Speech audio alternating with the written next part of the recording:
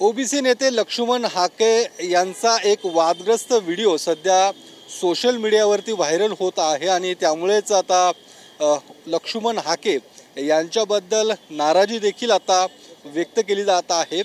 या संदर्भात बोलण्यासाठी आता आपल्या सोबत ओबीसी नेते ॲडव्होकेट मंगेश ससाणे आहेत। तुम्ही लक्ष्मण हाके यांचा व्हिडिओ बघितला असेल आणि ज्या पद्धतीने त्यांची जे काही बोलतायत त्या व्हिडिओच्या माध्यमातून त्यातनं कुठेतरी ओबीसी समाजातच नाराजी व्यक्त होताना पाहायला मिळतंय।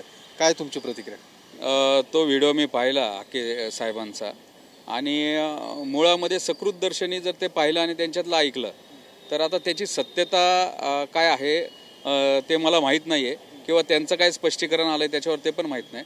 पण एकंदरीत ते जर पाहिलं तर त्याच्यामध्ये नक्कीच समाजाला मध्ये कुठेतरी नाराजीची भावना येऊ शकते। आणि राहिला विषय भुजबळ साहेबांचा तर त्याच्यामध्ये त्यांचा ते पण काहीतरी उल्लेख आलेला आहे। तर आमचं असं म्हणणं आहे की भुजबळ साहेबांचा जो सामाजिक आणि राजकीय जो प्रवास आहे तो 1982 सालापासून मंडल आयोग हा स्थापन करण्यापासून मंडल आयोग लागू करण्यापर्यंत त्यानंतरच्या जो पण काय ओबीसीचा आरक्षणाचा लढा असेल त्यासाठी भुजबळ साहेबांनी आत्ता 40-45 वर्षानंतर 79 वयामध्ये ज्यावेळेस बीड जळलं, आमदारांची घरं जाळली गेली, महाराष्ट्रामध्ये ओबीसींवर हल्ले झाले, एसट्या फुटल्या, अत्यंत भयभीत वातावरण होतं, त्यावेळेस भुजबळ साहेबांनी जो एल्गार सभेच्या माध्यमातून जो उभारला आणि ओबीसींची सर्व एक वज्रमूठ बांधली।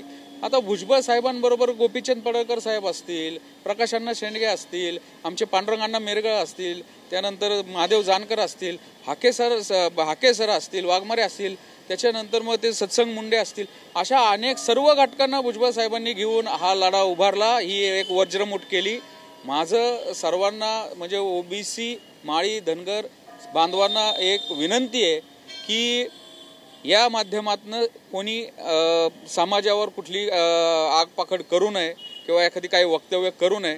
राहिला प्रश्न हाके सरांचा तर ते समोर येऊन त्यांनी याबाबत नक्की स्पष्टीकरण द्यावं किंवा खुलासा करावा, नक्की काय आहे तो खरा व्हिडिओ आहे, कोणत्या त्या अनुषंगाने बोललेत, कोणत्या कॉन्टेक्स्टमध्ये ते बोललेत, अनावधानाने बोललेत का कुणीतरी काहीतरी केलंय।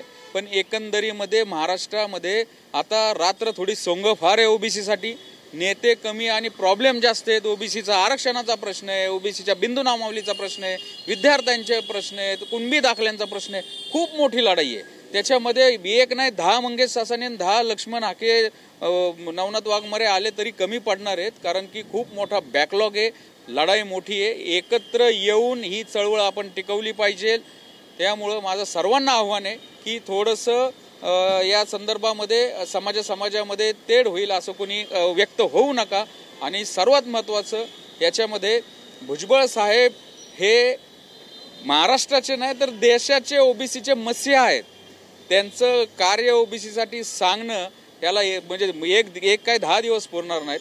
त्यामुळं भुजबळ साहेबांनी कुणाला मोठं केलं ठीक आहे, आता हा विषय निघलाय, ते बोलले असतील नसतील मला माहीत नाही, पण तुमच्यासमोर जिवंत उदाहरण आहे।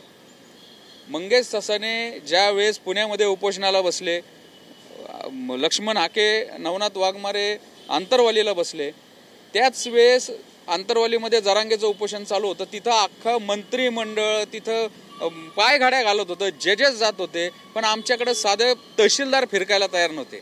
पण याच भुजबळ साहेबांनी पहिल्यांदा ते तर हाके साहेबांकडे गेले हे मंत्रिमंडळ घेऊन, त्यानंतर पुण्यात आले।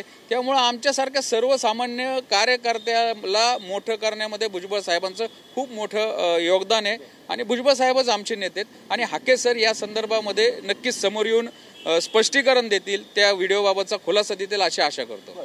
नाही, पण मग या सगळ्या संदर्भात लक्ष्मण हाकेंचंच म्हणणं आहे की अशा पद्धतीने हे करून व्हिडिओ सोशल मीडियावरती हे करून ओबीसी समाजात फूट पाडण्याचं काम विरोधकांकडून होतंय। तुम्हाला देखील असंच वाटतंय? नाही, ओबीसी समाजामध्ये फूट पाडण्याचं काम नक्कीच होऊ शकतं, कारण की ओबीसी हा कॉम्पोनंट 450 जातीमध्ये विभागलेला आहे। मग त्याच्यामध्ये प्रतिनिधित्व कोण करतंय आणि मग त्याला मागे खेचायचा प्रयत्न होऊ शकतो, शक्यता नाकारता येत नाही।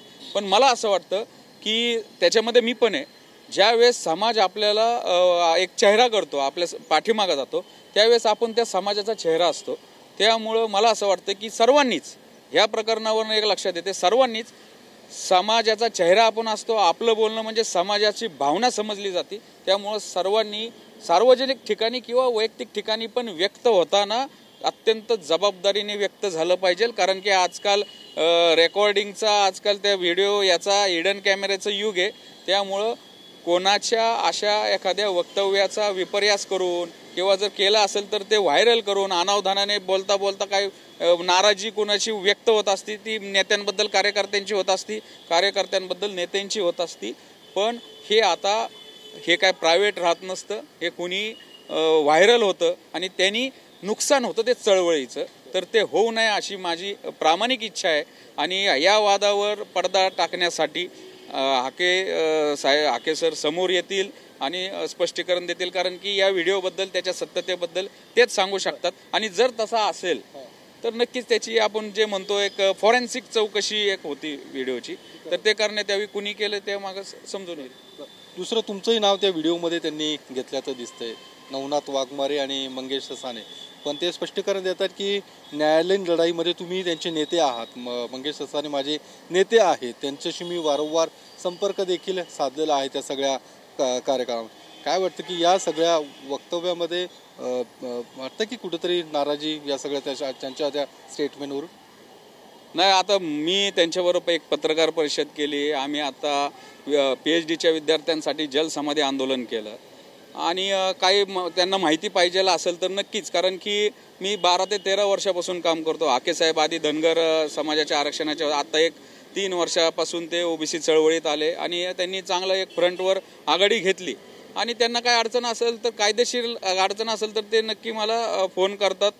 एवढा आमचा आत्ता मध्ये मध्ये काही संपर्क नव्हता, पण ते त्यांची तशी भूमिका असेल तर काय हरकत नाही. आणि विषय असा आहे की सगळ्यांनी एकत्र येऊनच लढाई लढावी असं नसतं. आम्ही कायदेशीर लढाई लढतो, त्याच्यानंतर तुमच्या शासकीय पातळीवर काय असेल ते करतो, मीडियाच्या माध्यमातून चर्चासत्रातनं बाजू मांडतो. तर नक्कीच आता ह्या सगळ्या गोष्टीचं खरं खोटं हाके सरच सांगू शकतील.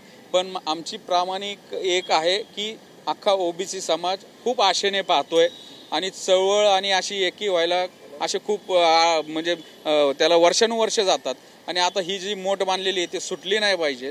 त्यामुळं माझी सर्वांना आव्हान आहे. आणि सरांनी पण, हाके साहेबांनी पण या संदर्भात येऊन त्यांची भूमिका स्पष्ट करावी.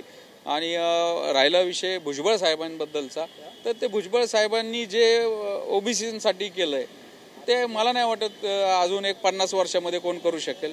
त्यामुळे ते आमचे नेते आहेत, ते राहणारच आहेत.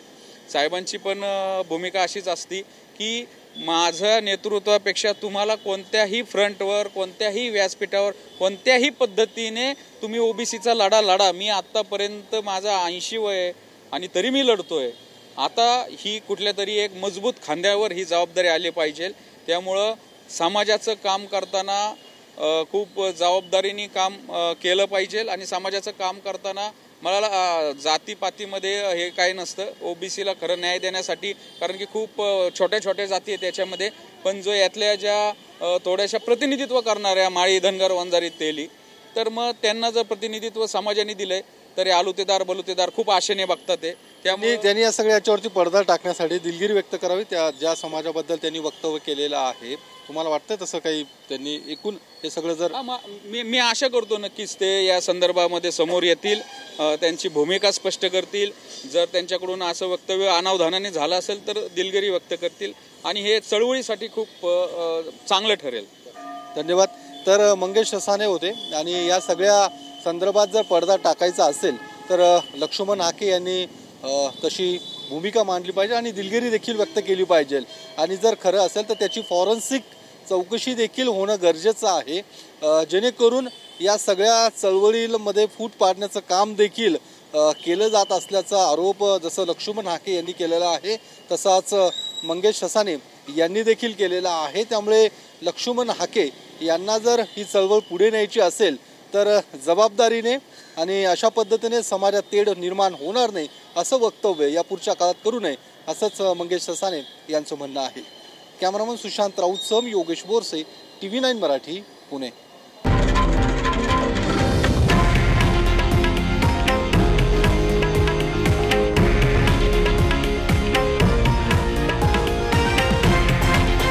हे आहे देशातील नंबर 1 न्यूज नेटवर्क आणि आपण पाहत आहात TV9 मराठी, एकमेव.